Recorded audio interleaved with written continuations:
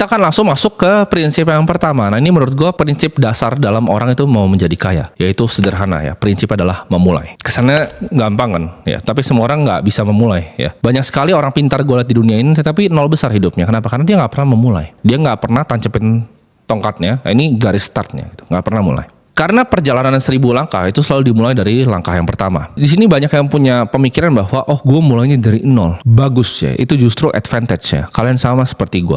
Kenapa gue selalu bilang orang yang mulai dari nol itu punya advantage dibanding tadi lokal itu yang diwarisin rumah di Menteng. Karena mereka itu nggak ada drive-nya ya. Dan mereka have so much to lose. Kalau mereka coba sesuatu dan gagal, mereka akan dibandingin sama bapaknya. Tapi kita, ya, gua dan lu yang di sini, itu kita mulai dari nol. Ibaratnya kita udah nothing to lose. Ibaratnya kalau kita gagal juga kita udah gembel dari awal gitu. Jadi mentalitas itu yang sangat berharga dalam membuat sebuah venture, sebuah bisnis, sebuah peluang usaha. Great fortune atau kekayaan yang luar biasa besar yang ada di dunia ini, banyak kan tuh dimulai dari nol. Ya lu pelajarin Andrew Carnegie, Rockefeller. Rockefeller tuh mulai dari sangat amat miskin ya. Justru karena kemiskinan itu dia harus bantu ibunya. Itu yang bikin dia jadi sekarang. Karena gue dulu sangat miskin, gue harus bantu ibu gue sampai ibu gue tuh kalau ke rumah sakit itu repot. Gue lihat berkali-kali seperti itu yang bikin gue sampai seperti sekarang. Kalau gue mulai dari bapak yang kaya, mungkin gue nggak akan ada nama Timothy Ronald di sini. Dan benefitnya lagi, kalau kita mau mulai di saat kita nol, kita punya mindset adalah kita selalu mau belajar. Kita bukan expert, kita selalu mau kosongin gelas. Itu makanya kalian masih di sini untuk nonton video ini. Karena kita selalu mau kosongin gelas, kita mau belajar dan kita haus untuk belajar. Karena kita masa hidup kita masih nol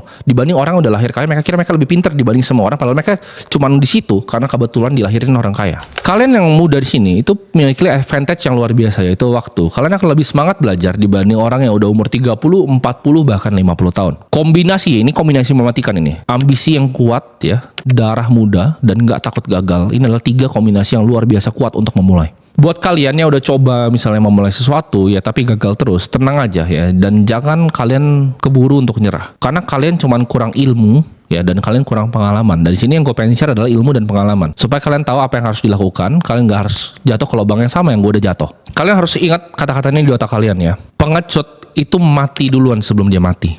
Jadi maksudnya apa? Pengecut itu adalah orang-orang yang gak pernah memulai. Mereka selalu takut untuk memulai. Gue liat banyak sekali ya di sekitar gue orang super pinter tapi gak pernah sukses. Kenapa? Karena satu, mereka takut untuk kelihatan gagal sama dunia. Itu kenapanya? Prinsip pertama itu memulai. Ini sangat fundamental ya. Mereka bahkan sebelum mulai pun udah jadi pengecut dan udah takut duluan. Sebelum berani ambil opportunity-nya, mereka udah mundur duluan. Orang-orang seperti ini itu takut dicap udah mulai sesuatu dan dia gagal.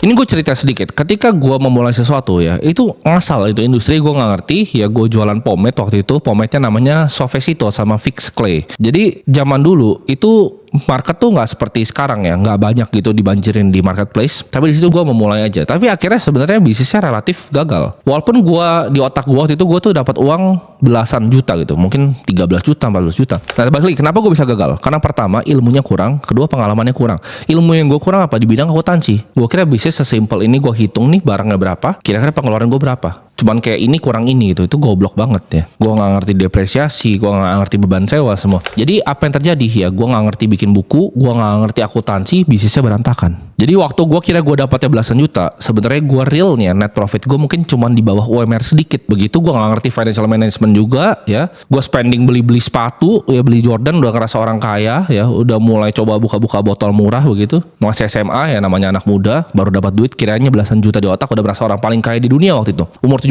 tahun dapat belasan juta itu rasa orang paling kaya di dunia. Itu gue berantakan semuanya situ. Karena gue kurang ilmu dan gue kurang pengalaman. Tapi kegagalan ini nggak pernah bikin gue stop ya. Dari kegagalan ini gue belajar untuk bikin venture selanjutnya. Gue nggak pernah takut ya. Jadi pahami, pecundang itu kalah duluan sebelum dia mulai. Mati duluan sebelum dia mati bahkan. Gue nggak takut gagal dalam bikin bisnis pomade. Kenapa? Karena ya udah gue nothing tulus. Gue udah gembel itu, gue naik sepeda nganterin kerja ini, gagal lah begitu. Nyokap gue yang bantuin packingin karena waktu gue masih sekolah. Jadi gue ke sekolah, nyokap gue bantuin gue packing gitu. Kalau gue takut gagal dan gue berhenti di situ, nggak akan ada gue sekarang.